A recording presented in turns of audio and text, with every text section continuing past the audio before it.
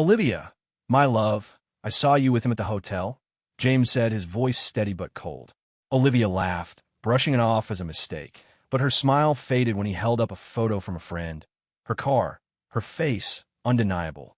She thought she'd outsmarted him, but James had a plan, one that would turn her world upside down without a single shout. Ready for a story of betrayal, secrets, and a clever comeback? James balanced a tray of iced coffees, weaving through the crowded San Diego farmers market to reach Olivia, who was inspecting a stall of fresh peaches. He handed her a cup, their fingers brushing, and she flashed a grin that made his morning. They'd been married 5 years, their bond a quiet rhythm of shared routines, Saturday markets, late-night tacos, and his thoughtful surprises like this coffee run. Olivia, a marketing manager, often bragged to coworkers about James' honesty, his knack for making her feel secure. He was a graphic designer, pouring creativity into his work and their life, like planning sunset picnics by the Pacific. Today, though, her smile flickered as she sipped her coffee, distracted by a text. James noticed, but didn't press, assuming it was work stress. At her office on Monday, Olivia sat with coworkers during a lunch break, the hum of chatter filling the break room. Mia, a colleague from accounting, leaned in, her tone casual but sharp. I swear I saw James at a hotel in La Jolla last weekend. With some woman. The words hit Olivia like a rogue wave. She laughed, deflecting. No way, Mia. James? He was fishing with his buddies. La Jolla was miles from their usual haunts, and James had never mentioned it. Mia shrugged, but her certainty lingered, a splinter in Olivia's mind. She pushed it aside, focusing on her salad, but the idea clung. That evening, James came home late, his fishing gear slung in the garage. Olivia greeted him with a kiss, expecting his usual animated tales of the trip, tangled lines, missed catches, the lake's quirks. Instead, he mumbled about a rough weekend and headed for a shower. No fish, no photos, no stories. James, an avid angler, always brought back at least one catch to show off, a ritual he loved. Olivia's unease grew, Mia's comment echoing louder. She busied herself with dishes, but her eyes kept darting to his gear bag. The next morning, with James at his studio, Olivia stood in their garage, staring at his fishing jacket. She hesitated, then unzipped it, checking pockets out of instinct. Her fingers brushed a small, glossy item, a matchbook from a La Jolla hotel, 2 sticks missing. Her breath caught. La Jolla, the same place Mia mentioned. She turned it over, the hotel's name printed in crisp letters. They'd never stayed there. She slipped it into her pocket, her pulse quickening, and went back inside, locking the matchbook in a kitchen drawer. Doubt twisted into suspicion, sharp and cold. Olivia grabbed her phone and texted Nate, James' fishing buddy. How was the trip? She typed, keeping it light. Nata replied fast, solid. I caught a base, but James was stuck fixing the boat's fuse box half the day. The explanation fit. No fish because of boat trouble. But the matchbook didn't. She opened their banking app, scrolling for charges. Gas, groceries, nothing from a hotel. James often paid cash on trips, though, leaving gaps. She paced, her mind racing. Was Mia mistaken? Was the matchbook a coincidence? She needed more. At work, Olivia's focus faltered. She caught herself staring at her computer, replaying James' vague answers. During a coffee run, she spotted Ethan, a new hire in his late 20s, quiet and reserved. He fumbled his order, blushing when she smiled at him. An idea sparked. Not revenge, not yet, but a way to test her control, to feel something other than this gnawing doubt. She lingered, asking about his weekend, her tone warmer than usual. Ethan stammered, unsure, but didn't pull away. Olivia felt a rush, a fleeting sense of power. Back home, James cooked dinner, humming as he chopped vegetables. Olivia watched him, searching for cracks, a glance too quick, a pause too long. He asked about her day, but when she mentioned fishing, he changed the subject, saying the lake was just off. No details, no enthusiasm. She pressed, casual but pointed, asking about his route. Just the usual, he said, eyes on his plate. Olivia's grip tightened on her fork. That night, she lay awake, the matchbook's weight pulling her thoughts to dark corners. She wasn't ready to confront him. Not yet, but she would find answers, one way or another. Olivia woke early, the matchbook's existence a silent alarm in her mind. She pulled out a notebook, scribbling a timeline of James' fishing trip. Friday. Left at dawn, cooler packed, quick kiss, and a midday text about a bad signal. Saturday. No messages. Sunday, a late text, back soon, tired. She circled Saturday's gap, her pen digging into the paper. The La Jolla Hotel was an hour from the lake. Doable. She snapped the notebook shut, grabbed her keys, and headed to work, her resolve hardening. In the office parking lot, she spotted Ethan unloading files from his car. She approached, offering to help, her voice light but deliberate. He hesitated, then handed her a stack, their hands brushing.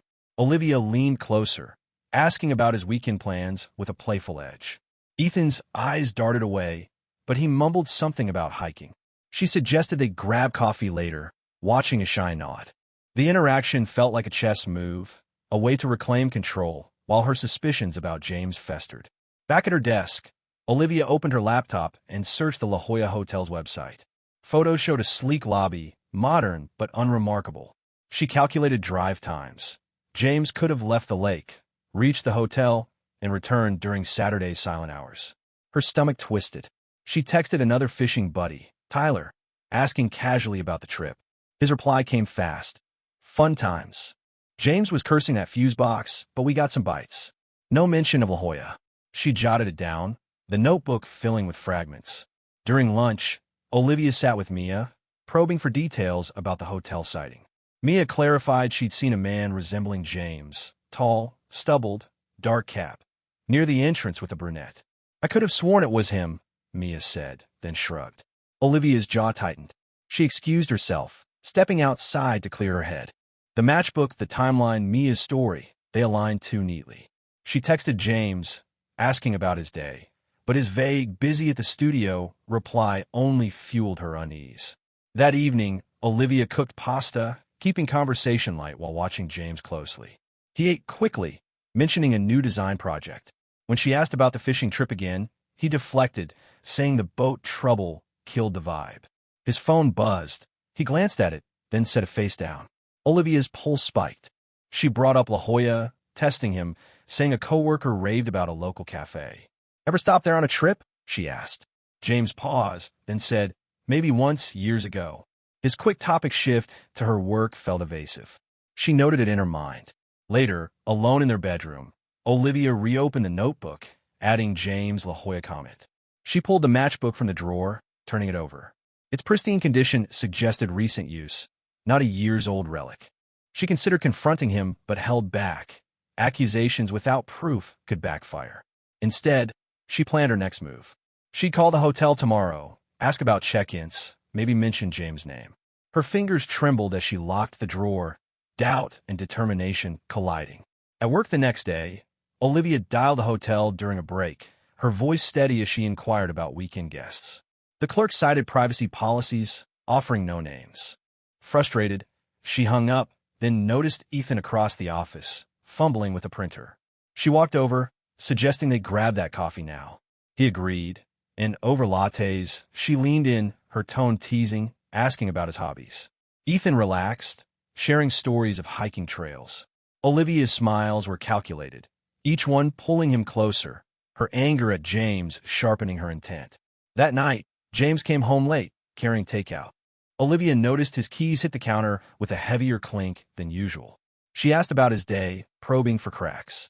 He mentioned a client meeting, but when she pressed for details, he brushed it off, saying he was tired. His phone buzzed again. He silenced it without checking. Olivia's suspicion flared. She suggested a weekend getaway, watching his reaction. He agreed too quickly, promising to plan it. Her notebook entry that night read, avoids details, eager to move on. Olivia's flirtation with Ethan escalated. She invited him to a team happy hour, knowing it didn't exist. He hesitated, but accepted, drawn by her attention.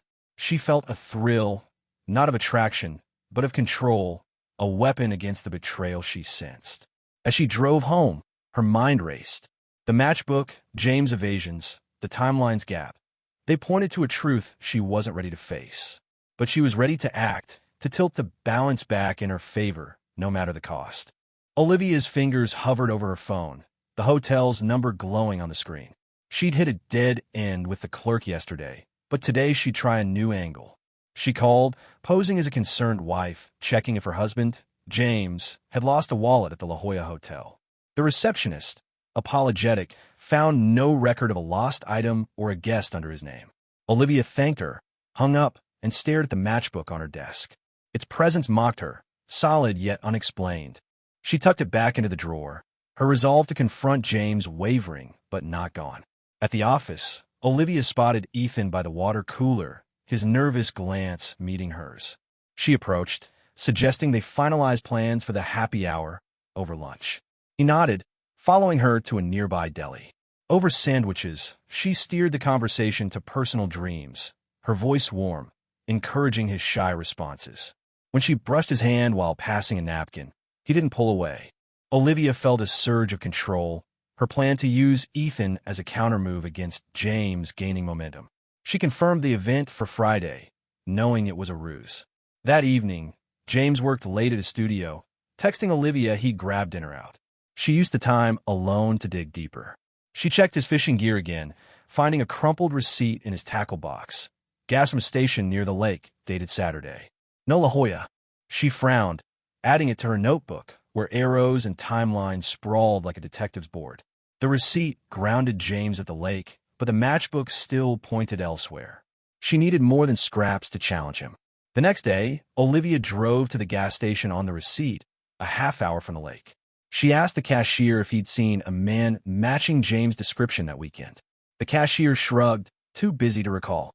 Frustrated, she bought a coffee and sat in her car, sketching a new theory.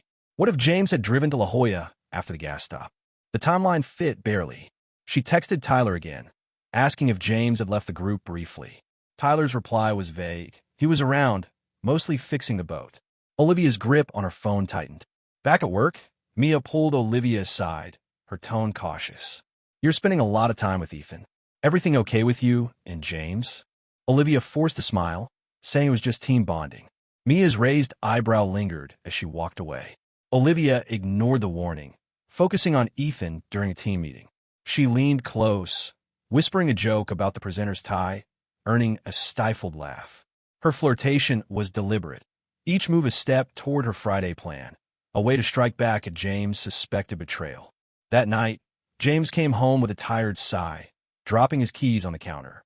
Olivia asked about his studio project, probing for inconsistencies. He described the logo design, his details sparse but plausible. When she mentioned La Jolla again, suggesting a weekend trip, he agreed without hesitation, proposing a beachside dinner. His ease unsettled her, too smooth, too quick. She noted it in her notebook, underlining agreed to La Jolla trip with a question mark. Friday arrived, and Olivia's plan solidified. She texted Ethan, confirming she'd pick him up at 7. He replied with a nervous thumbs up. At home, she told James she had a late work event, her voice steady. He nodded, engrossed in his laptop, and wished her fun. His nonchalance stung, fueling her resolve. She drove to Ethan's apartment, her heart pounding not with excitement, but with defiance. She parked outside a discreet motel near La Jolla, not the hotel from the matchbook, but close enough to feel symbolic. Ethan climbed into her car, expecting a bar. When Olivia pulled into the motel lot, his confusion was palpable. No happy hour, she said, her tone direct. I needed to see you. Alone. She touched his arm, her eyes locked on his. Ethan froze, then nodded, caught in her pull. Inside the room, Olivia expected a rush of empowerment, a way to erase James' possible betrayal. Instead, each moment felt mechanical, Ethan's hesitance mirroring her own growing doubt. Midway through their awkward embrace, a text buzzed on her phone, James, asking when she'd be home. Guilt hit her like a cold wave. She ignored it, pressing forward, but the act felt like a script she no longer believed in. Driving home, Olivia's hands shook. The motel had been a mistake, not a victory. She pulled into the driveway, expecting a quiet house. Instead, James sat on the couch, his phone in hand, a photo on the screen. Her car, parked at the motel, snapped by his friend Mark. Her breath stopped. James looked up, his voice calm but piercing. We need to talk. James held up his phone, the photo of Olivia's car at the motel glaring from the screen. Mark sent this an hour ago, he said, his tone steady but edged with finality. Olivia's heart sank, her mouth dry as she fumbled for words. She set her purse down, stalling, then launched into her defense, pulling the matchbook from her pocket. "I found this in your jacket," she said, her voice sharp. "Mia saw you at that La Jolla hotel with another woman." "Explain that." James' eyes narrowed, but he didn't interrupt, letting her accusation hang. She pressed on, recounting Mia's story, the fishing trip's gaps, the missing catch. "You've been dodging my questions," she said, her hands trembling. "I thought you betrayed me." James took the matchbook, studying it briefly, then set it on the coffee table. "Let's clear this up," he said, pulling out his phone. He dialed Mia, put her on speaker. "Mia, it's James. Did you see me at a hotel last weekend?" Olivia's pulse raced as Mia's voice crackled through. "No, I messed up," Mia admitted. "The guy looked like my ex, not you." I told Olivia it was a mistake. Olivia's face burned, the matchbook's weight crumbling. James ended the call and turned to her. "The jacket? I lent it to Nate while I fixed the boat. He must have picked up the matchbook. He stayed in La Jolla after a bar crawl weeks ago. He pulled up a text from Nate, confirming he'd borrowed the jacket and visited the hotel." Olivia stared at the screen, her timeline of suspicions unraveling. She opened her mouth to argue, but James raised a hand. "Now explain the motel, Olivia. Mark saw you with the guy. Your car. Your license plate." Her throat tightened. She stammered, admitting she'd gone with Ethan, driven by anger and doubt. "I thought you cheated," she said, her voice breaking. "I want to hurt you back." James' expression didn't soften. He stood, grabbing his keys. "I didn't ask for details because I don't need them," he said. "You made a choice based on assumptions. That's enough for me." He walked to the bedroom, pulling a duffel bag from the closet. Olivia followed, pleading, "It was a mistake. I was hurt." He zipped the bag, tossing in shirts and a laptop charger. "You didn't trust me," he said, "and now I can't trust you." James moved to the front door, pausing. "I'm staying at Mark's tonight. We'll talk later, but I'm done pretending this works." The door closed behind him, leaving Olivia in a suffocating silence. She sank onto the couch, the matchbook staring back from the table. Her notebook, filled with timelines and theories, lay open nearby. She flipped through it, each note now a marker of her missteps. The gas receipt, Tyler's texts, the hotel call, all pointed to James' innocence, yet she'd built a case on coincidence. The next morning, Olivia called in sick, unable to face Ethan or Mia's knowing glances. She scrolled through her phone, finding James' last message. "Need space. Don't call." She ignored it, texting an apology, but it went unanswered. At noon, she drove to Mark's apartment, hoping to catch James. Mark answered, his expression neutral. "He's at the studio," he said. "He doesn't want to see you right now." Olivia nodded, swallowing her pride, and left. She stopped by the office, spotting Ethan at his desk. He avoided her eyes, focused on his screen. She didn't approach, sensing the awkwardness between them. Back home, Olivia opened her laptop, checking social media for James' activity. His profiles were quiet, no posts or updates. She found a photo from their last beach picnic, his smile genuine, and her chest ached. She traded trust for a reckless act, and the motel's empty aftermath haunted her. She texted Mia, asking to meet. Over coffee, Mia listened as Olivia confessed her actions. "You let a misunderstanding spiral," Mia said, not unkindly. "Fixing this won't be easy." Olivia nodded, her resolve shifting from revenge to repair, but James' absence loomed large. That evening, Olivia wrote a letter to James, not expecting a reply, but needing to act. She detailed her regret, the pain of her doubts, and her mistake with Ethan. She left it unsealed, unsure if she'd send it. The matchbook sat in the drawer, a relic of her error. She realized the truth had been within reach, but her need for control had blinded her. Now, with James gone, the cost of her choices was clear, and the path to redemption uncertain. Olivia woke to an empty inbox, James' silence stretching into the second day. She sealed the letter she'd written, her apology now a tangible weight, and drove to his studio, determined to deliver it. The office was locked, but she slipped the envelope under the door, her fingers lingering on the handle. Back in her car, she checked her phone, hoping for a response. Nothing. She started the engine, her resolve to fix things battling a growing sense of finality. At work, whispers followed her. Coworkers had heard about the motel, Ethan's discomfort fueling gossip. She kept her head down, focusing on emails, but the isolation stung. Ethan approached her desk at noon, his voice low. "We need to talk," he said, glancing around. They stepped into a quiet hallway, where he admitted feeling used. "I didn't sign up for this," he said, his eyes avoiding hers. Olivia nodded, apologizing for pulling him into her mess. He walked away, leaving her with a sharper pang of regret. She returned to her desk, noticing Mia's sympathetic glance from across the room. Olivia ignored it, opening her notebook to review her failed timeline, each entry a reminder of her rush to judge. That afternoon, Olivia drove to the La Jolla Hotel, the matchbook in her pocket like a talisman of her mistake.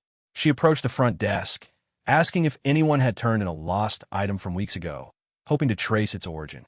The clerk shook her head, confirming no record of Nate or James. Olivia thanked her and left, the matchbook's mystery unresolved but its power over her fading. She tossed it into a trash bin outside, a small act of letting go. On the drive home, she called a therapist, booking an appointment to untangle her impulsiveness. James texted that evening, a single line, "Got your letter. Need time." Olivia stared at the message, relief mixing with dread. She replied, promising to respect his space, then set her phone aside. She opened her laptop, drafting an email to her boss, requesting a transfer to another team to avoid Ethan and the gossip. She hit send, a step toward reclaiming her professional life. At home, she packed a box of James' remaining books and sketch pads, leaving them by the door for whenever he returned. The act felt final, a quiet acknowledgement of his absence. The next day, Olivia met her therapist, laying out the events, her suspicions, the motel, James' departure. The session forced her to confront her need for control, how it drove her to Ethan instead of confronting James directly. She left with a journal, tasked with writing her triggers and responses. At work, her transfer was approved, moving her to a new project team. Ethan kept his distance, and the office chatter quieted, but Olivia felt the weight of her choices in every sidelong glance. A week later, James agreed to meet at a neutral cafe near the beach. Olivia arrived early, her journal tucked in her bag, its pages now filled with reflections. James sat across from her, his posture guarded. "Your letter was honest," he said, "but it doesn't erase what happened." Olivia nodded, admitting her betrayal stemmed from fear, not truth. She outlined her therapy, her transfer, her efforts to change. James listened, his expression softening but firm. "I can't go back," he said. "Trust was our foundation, and it's gone." He stood, leaving a sketchbook on the table, a gift from their early days, now returned. Olivia drove home, the sketchbook unopened beside her. She parked, staring at the ocean, and realized James' decision wasn't punishment but clarity. She'd acted on assumptions, and the consequences were hers to bear. At home, she placed the sketchbook on a shelf, a reminder of what she'd lost. She journaled that night, committing to rebuild herself, not for James, but for her own peace. James, meanwhile, thrived at his studio, his latest project gaining local buzz. He didn't seek revenge. His choice to walk away was enough. Olivia's therapy sessions continued, each one peeling back layers of her impulsiveness. She volunteered at a community center, finding purpose in small acts. Months later, she heard James had moved to a new apartment, his life moving forward. She didn't reach out, respecting his boundary. The motel, the matchbook, the accusations, they'd reshaped her, teaching her that trust, once broken, demands accountability, not retaliation. Olivia closed her journal, her path uncertain but her steps deliberate, guided by a hard-earned lesson in truth.